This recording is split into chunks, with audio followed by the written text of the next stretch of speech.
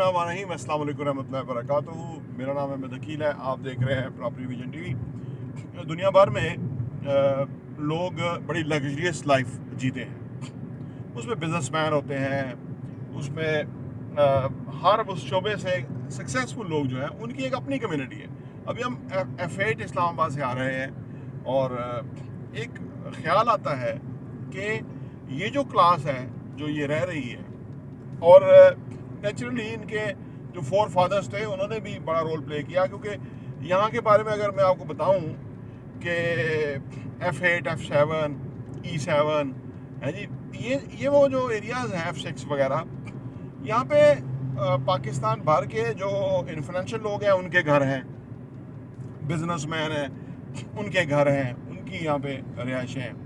और ये एक ऐसी म्यूज़िकल चेयर है कि कुछ लोग यहाँ से निकल के दूसरे एरियाज में चले जाते हैं, क्योंकि वो सक्सेसफुली होते हैं एक पोजीशन पे, फिर वो डिक्लाइन होते हैं, तो वो फाइनली अपने एसेट्स जो हैं वो सेल आउट करते हैं, तो वो यहाँ से निकल जाते हैं। दूसरे लोग यहाँ आके असासा खरीद रहे हैं। आज भी 100 करोड़ 150 करोड़ के लोग घर खरीद रहे हैं। तो ये बड़ी दिलचस्प सूरत हाल है। एहसन से पूछते हैं कि आप कैसे ख्याल करते हैं कि ये लोग या इस लेवल पे पहुंचने के लिए क्या करना होगा, जो सुनने वाले हैं अगर उनसे आप बात करें। देखिए, अगर हम सिंपली पहले देखें ना, तो जो मेरी एज है, मेरी एज के आसपास के जो भी लोग हैं, वो उनका मैं अगर पर्सपेक्टिव बताऊं तो वो तो ये समझते हैं कि ये जो लोग हैं सारे, ये सब वो हैं जिन्होंने कोई ना कोई किसी तरीके से हाईजैक किया है, किसी तरीके से उन्होंने सिस्टम को कोई दा लगाया है, और उसके बाद वो करप्शन करके या फिर कोई भी इलीगल काम करके वो यहाँ पे आए हैं जी।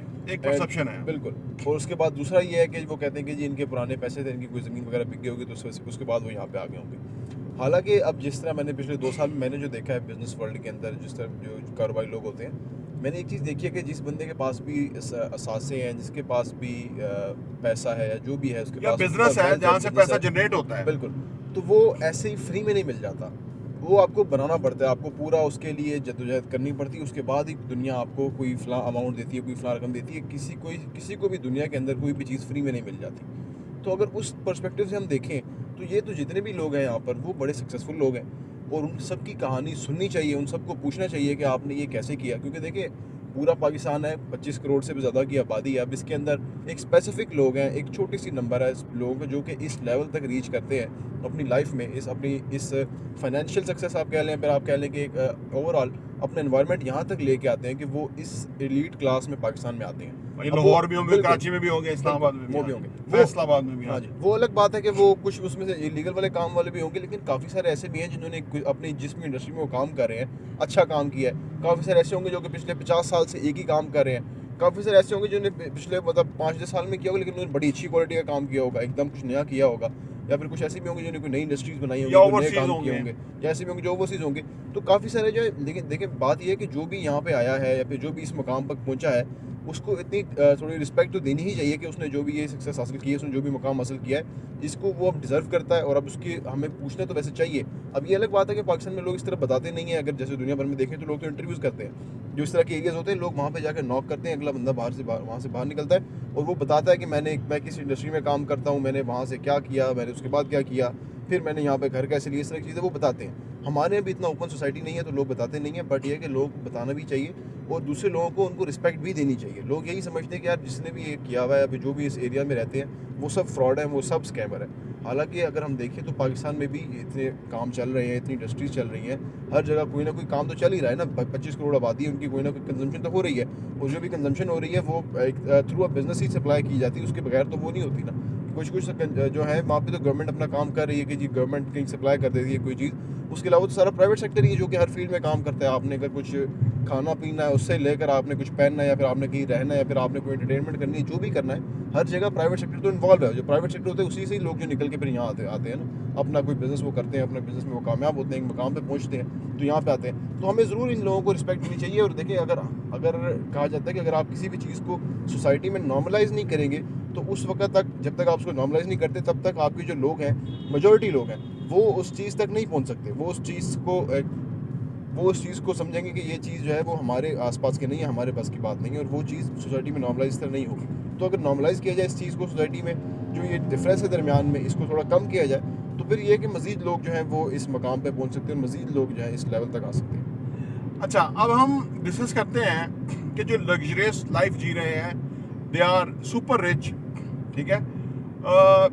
और फर्ज करें जो भी हमें सुनने वाले हैं वो उस मकाम को हासिल करना चाहते हैं, तो क्या लाए अमल क्या होगा? थोड़ा सा इस पे गाइड करें अपने उस यूथ को, उस क्लास को जिसको आप रिप्रेजेंट करते हैं, कि how they can achieve this kind of richness.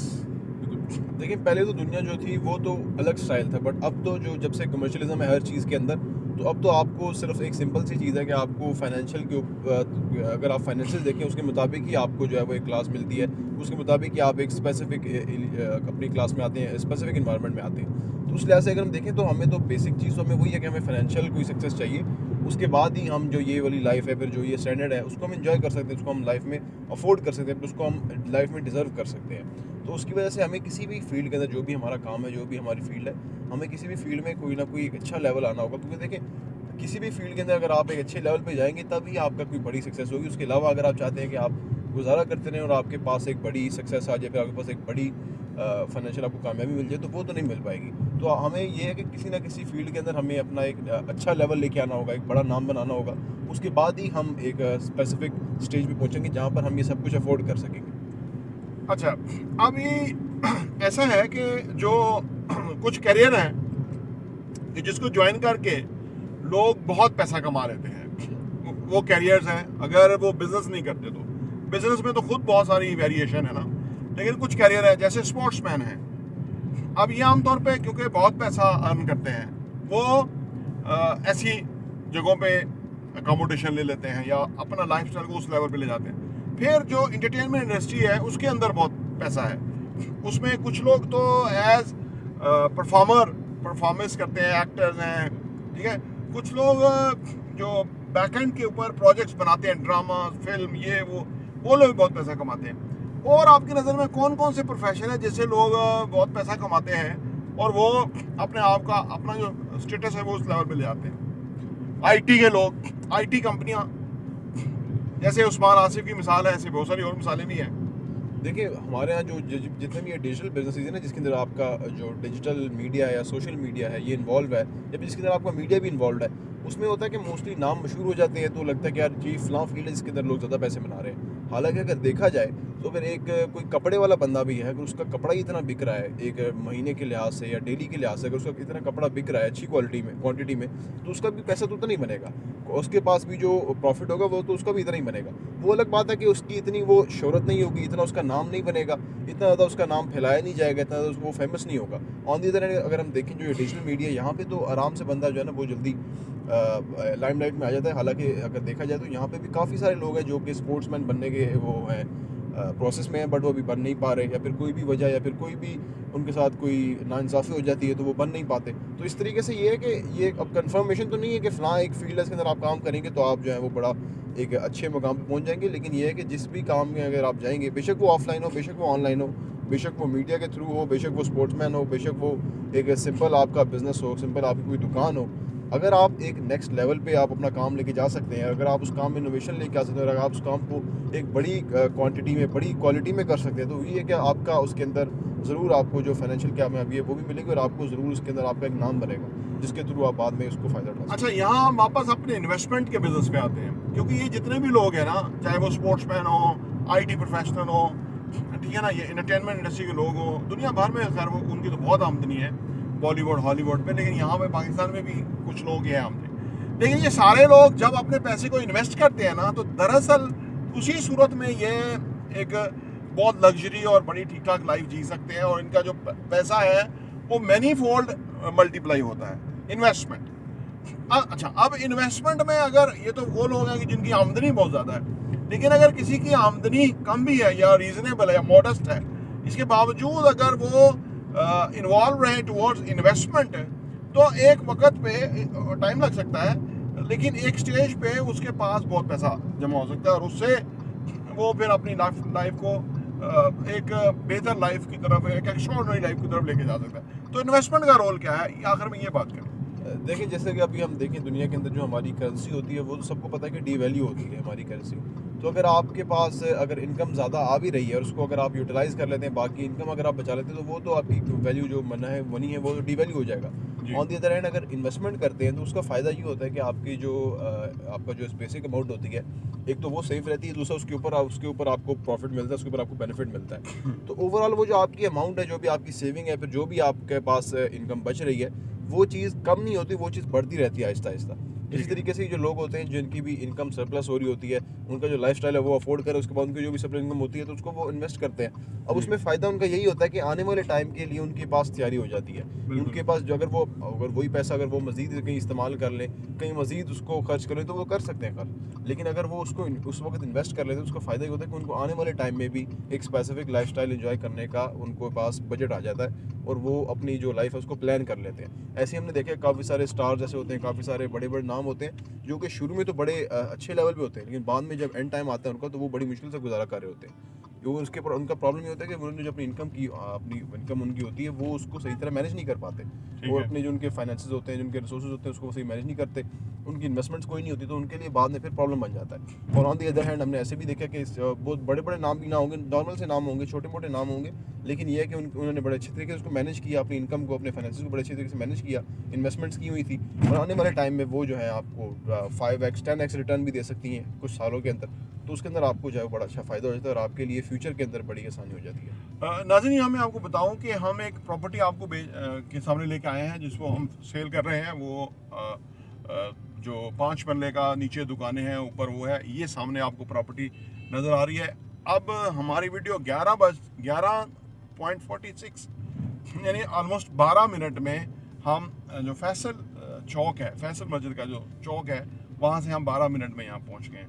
क्योंकि मैंने उस पर कहा था कि आप 10 से 12 मिनट के अंदर इस्लामाबाद में रीच कर सकते हैं। ये ब्लू एरिया से पीछे फैसल मस्जिद का जो चौक है, जहाँ से हम टर्न करते हैं मागरा रोड के ऊपर, यानी मागरा रोड से 12 मिनट में हम इस प्रॉपर्टी पे पहुँच आए हैं। हम गए थे किसी काम से, तो हमने सोचा कि वापसी पे वीडियो बनाएं, और सो दैट कि आपको एग्जैक्टली टाइम पता लग जाए। हमारी कन्वर्सेशन जारी थी, और F8 से हम असल में जो आए हैं, इस्लामाबाद F8 से।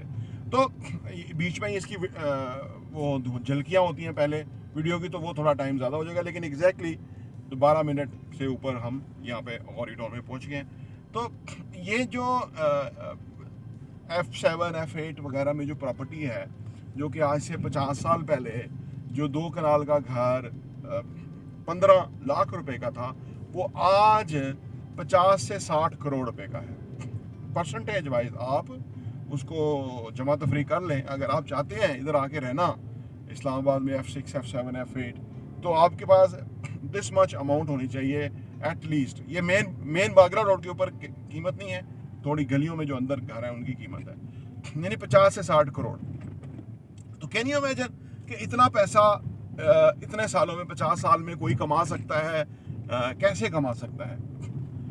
लेकिन यहाँ ये एक चीज़ साबित हो गई है कि प्रॉपर्टी में, रियल एस्टेट में इन्वेस्ट करके कमा सकता है। तो वो जो कि हम आपको बता रहे हैं कि ये जो प्रॉपर्टी हम आपको दे रहे हैं, ये आने वाले टाइम में, अभी तो 2.25 करोड़ की है, 5 मरले डबल स्टोरी या ट्रिपल स्टोरी बनाई जा सकती है। आने वाले टाइम में ये 10 करोड़ की हो, 15 करोड़ की हो, 20 करोड़ की हो, हु नोज। लेकिन एक टेस्ट है, लिटमस टेस्ट ये है कि आप इसके आसपास जो भी प्रॉपर्टियाँ थी 3 सालों में, 4 सालों में कीमतें किस तरह से बढ़ रही हैं, वो आप उसका अंदाज़ा हो सकता है। प्रॉपर्टी इंटरव्यू देखने का बहुत बहुत शुक्रिया।